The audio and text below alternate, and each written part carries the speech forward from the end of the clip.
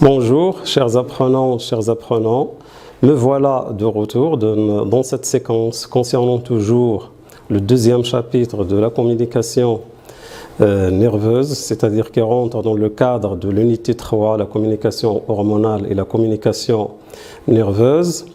Donc, je vais entamer aujourd'hui la quatrième séquence et la dernière concernant ce chapitre, et on va traiter le dernier paragraphe. Ça concerne les jonctions entre les neurones en tant qu'unité structurale et fonctionnelle du système nerveux.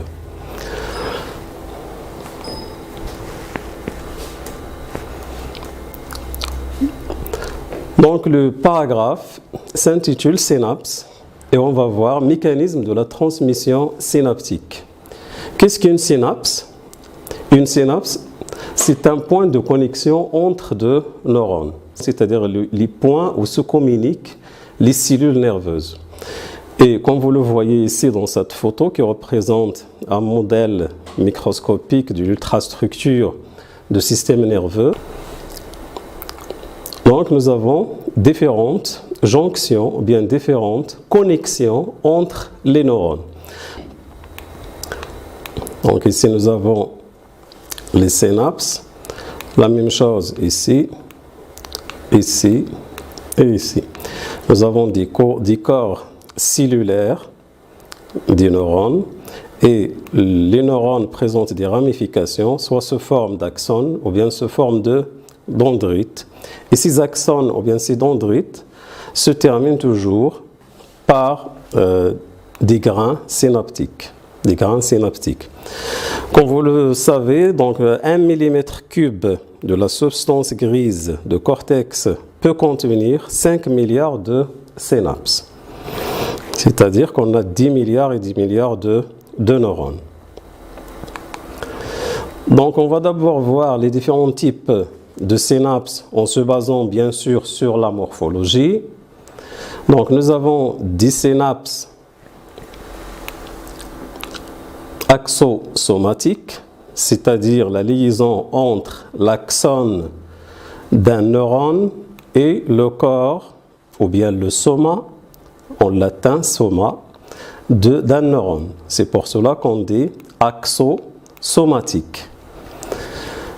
Aussi, on peut avoir une synapse axodendritique, c'est-à-dire entre l'axone d'un neurone et les dendrites du deuxième neurone. Nous avons aussi un synapse axo-axonique, c'est-à-dire entre l'axone d'un neurone et l'axone d'un deuxième neurone. Comme on peut aussi avoir la liaison nerveuse entre la cellule nerveuse, ou bien le neurone, et un autre organe, c'est-à-dire les cellules d'un autre organe, en particulier les fibres nerveuses en tant que cellules musculaires que vous allez voir l'année prochaine, Inch'Allah. Et c'est ce qu'on appelle la plaque motrice, c'est-à-dire le synapse neuromusculaire, ou bien la plaque motrice, en arabe, as-safiha al-mutaharrika.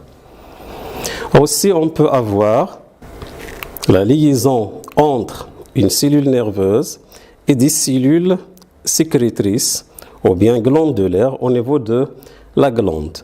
C'est-à-dire que ces cellules nerveuses, donc ce neurone, il va exciter des cellules de la glande pour sécréter par exemple soit des enzymes, soit des hormones selon la fonction de l'organe. Et on parle dans ce cas de synapses neuroglandulaires. Du point de vue mécanisme, on peut distinguer entre deux types de synapses. Donc, nous avons des synapses électriques et des synapses chimiques. Donc, pour la synapse électrique, donc, nous avons le passage de l'influx nerveux d'une cellule nerveuse, bien d'un neurone à un deuxième neurone. Et ce passage, il est direct grâce à la jonction membranaire entre les deux cellules nerveuses. Alors que pour une synapse chimique, Comme vous le voyez, nous avons ici un espace entre les deux cellules nerveuses et donc on aura la transmission chimique entre les deux neurones. On passe maintenant à l'anatomie de la synapse, comme premier paragraphe de ce grand paragraphe. Lorsque, par exemple, on excite le neurone N1, donc il va exciter le neurone numéro 2, N2, grâce à la jonction ou bien à la communication qui s'effectue au niveau de la zone synaptique entre les deux neurones. La même chose, lorsque N2 est excité, à son tour, il va exciter N3. Dans ce cas, le neurone N1 est appelé neurone présynaptique, c'est-à-dire il se trouve avant la fente synaptique, et le deuxième neurone N2 dans ce cas, il s'appelle neurone post-synaptique. La même chose, lorsque je parle de N2 et N3, dans ce cas, N2 va jouer le rôle de neurone présynaptique, alors que le neurone N3 va jouer maintenant le neurone post-synaptique. Donc, N2 a joué le rôle en même temps de neurone présynaptique dans la première connexion, N1, N2. Maintenant, il va jouer le rôle de neurone présynaptique dans la connexion N2, N3. Donc, en résumé, le neurone avant-synaptique s'appelle neurone présynaptique et le neurone après s'appelle le neurone post-synaptique. Maintenant, on va passer au mécanisme chimique de la transmission de l'influx nerveux au niveau d'une synapse chimique, c'est-à-dire lorsqu'on passe d'un premier neurone N1 ici à un deuxième neurone. Donc, comme j'avais déjà expliqué, donc ce premier neurone, c'est le neurone présynaptique et le deuxième, c'est le neurone post-synaptique. L'espace intercellulaire entre ces deux neurones, ça s'appelle fente synaptique. Donc nous avons la membrane présynaptique, c'est-à-dire de la cellule présynaptique, et la membrane de la cellule post-synaptique, et la fente synaptique. Au niveau de cytoplasme, de la graine synaptique ou bien de grain synaptique, nous avons des vésicules qui sont remplies de ce qu'on appelle neurotransmetteurs. Et au niveau de la membrane, nous avons deux types de protéines qui nous intéressent dans ce cas. Donc nous avons des protéines de fixation au niveau de la membrane présynaptique et des protéines qui vont jouer le rôle du canal de CA2+, et d'autres protéines dans la membrane post-synaptique, ce sont les récepteurs spécifiques pour le neurotransmetteur. Maintenant, je passe à expliquer le mécanisme de la transmission synaptique, bien sûr dans le cas de la synapse chimique. Lorsque l'influx nerveux arrive, c'est-à-dire le potentiel d'action, donc ce potentiel d'action, il s'appelle dans ce cas, lui aussi, le potentiel d'action présynaptique.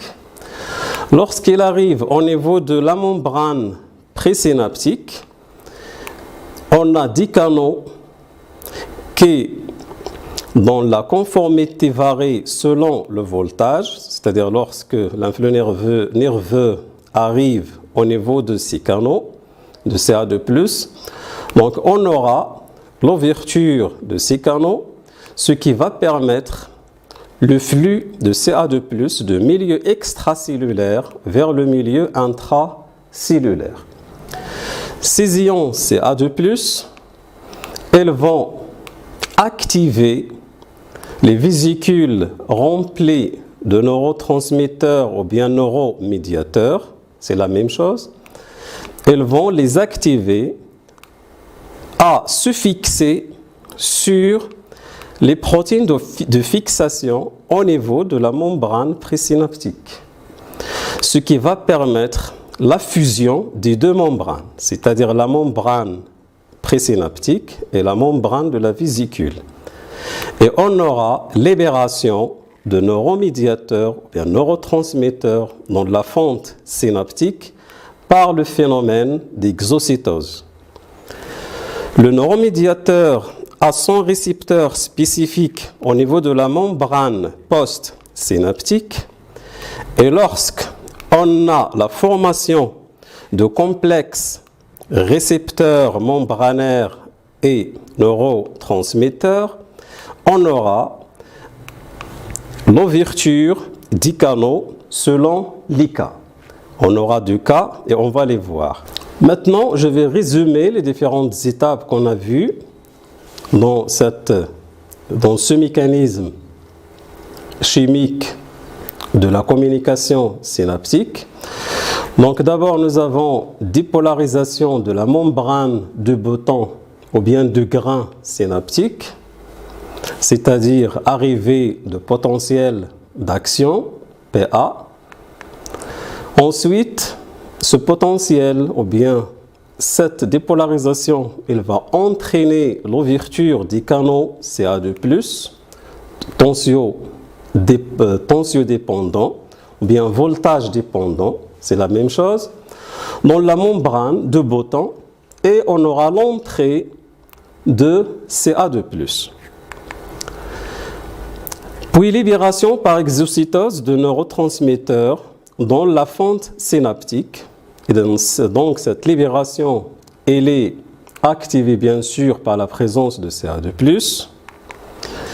Le neurotransmetteur va se fixer maintenant sur son récepteur, sur le neurone post-synaptique, c'est-à-dire au niveau de la membrane post-synaptique. La fixation de neurotransmetteurs provoque l'ouverture du canal ionique. Et on aura deux cas. Donc voilà les deux cas. C'est le cas d'un neurotransmetteur excitateur et le cas d'un neurotransmetteur inhibiteur. On va commencer par le glutamate en tant que neurotransmetteur excitateur. C'est la même chose aussi pour l'acétylcholine, c'est la même chose. Donc, lorsque l'influx nerveux arrive, donc on aura libération de glutamate et le glutamate va se fixer, voilà, c'est en vert, le glutamate va se fixer sur les récepteurs membranaires qui vont jouer le rôle du canal qui vont permettre l'entrée de Na+, de la fente synaptique, car il est libéré maintenant par le premier neurone dans la fente synaptique, vers le milieu intracellulaire du deuxième neurone. Donc cette entrée de Na+, il va engendrer un potentiel d'action. Donc on aura bien sûr un désordre ionique dans la membrane postsynaptique et naissance d'un potentiel d'action. Et donc le deuxième neurone sera maintenant excité.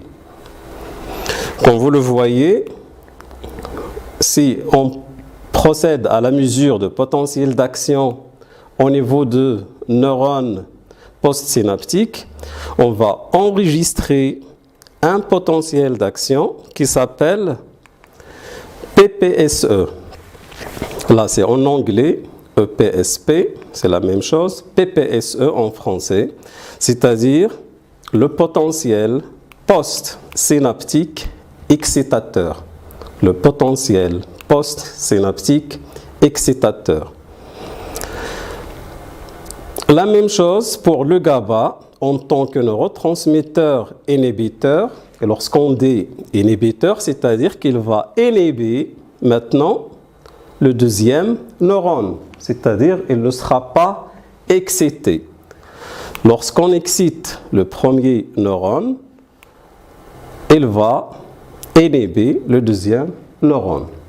C'est le cas par exemple qui se passe dans le cas de l'arc réflexe que vous avez vu lors de la 3e année collégiale.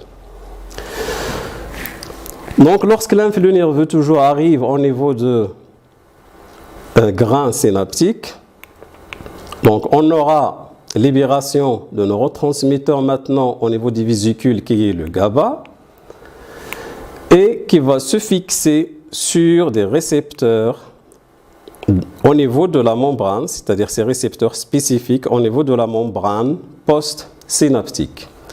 Donc le GABA est représenté ici en rose. Donc il est fixé maintenant sur 10 canaux qui jouent le rôle de son récepteur spécifique.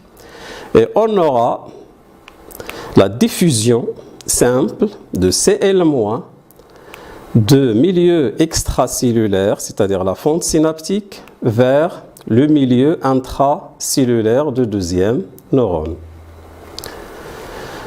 Cl- rentre. On avait dit déjà que la membrane elle est chargée conventionnellement négativement à l'intérieur et positivement à l'extérieur. Donc si on ajoute Cl-, c'est-à-dire des charges moins aux charges moins, donc on aura une hyperpolarisation au lieu d'avoir une polarisation. Et donc cette hyperpolarisation, elle va être enregistrée par l'oscilloscope comme suit. Comme un fragment ou bien une partie de la courbe que vous avez déjà vue lors de l'étude des différentes étapes de potentiel d'action. Et on parle maintenant d'un potentiel postsynaptique inhibiteur, PPSI. Potentiel postsynaptique inhibiteur. Donc dans ce cas, le premier neurone, il inhibe le deuxième neurone. C'est ce qui se passe dans le cas de l'arc réflexe, c'est-à-dire que des neurones vont exciter par exemple ce muscle pour qu'il sera contracté, alors qu'il faut que le muscle de dessous soit relâché. Donc dans ce cas, il faut l'inhiber, c'est-à-dire pour qu'il ne se contracte pas. On parle de phénomène de l'arc réflexe. Donc certains neurones produisent soit des PPSE, soit des PPSE. Car la réponse à différents événements physiologiques, suite par exemple à une sensation, c'est la mesure ou bien c'est le calcul algébrique de tous ces potentiels. On aura un ensemble de potentiels inhibiteurs, un ensemble de potentiels excitateurs, et la réponse, c'est la somme algébrique de toutes ces PP, c'est-à-dire ces potentiels postsynaptiques. Donc la transmission synaptique, donc je vous laisse un peu le soin de copier le résumé. Il suffit tout simplement de mettre pause pour la vidéo. Donc la transmission synaptique est unidirectionnelle, c'est-à-dire elle passe d'un neurone à l'autre selon une seule direction. Les vésicules synaptiques ne se trouvent que dans le cytoplasme présynaptique et les récepteurs de neurotransmetteurs ne se trouvent que sur la membrane postsynaptique. Pour arrêter la transmission synaptique, le neurone postsynaptique libère des enzymes spécifiques qui dégradent le neurotransmetteur. Le résultat de la dégradation est réabsorbé par le neurone présynaptique et réutilisé dans la synthèse d'un nouveau neurotransmetteur. C'est-à-dire qu'après naissance de PPSI ou bien PPSE, c'est-à-dire le potentiel postsynaptique, Donc le neurotransmetteur sera dégradé par des enzymes et donc elle sera dégradée par des enzymes et elle sera pompée vers le cytoplasme de premier neurone, c'est-à-dire le neurone présynaptique. Et elle sera encore resynthétisée, donc elle sera resynthétisée et stockée dans les vésicules en attente de l'arrivée d'un deuxième potentiel d'action.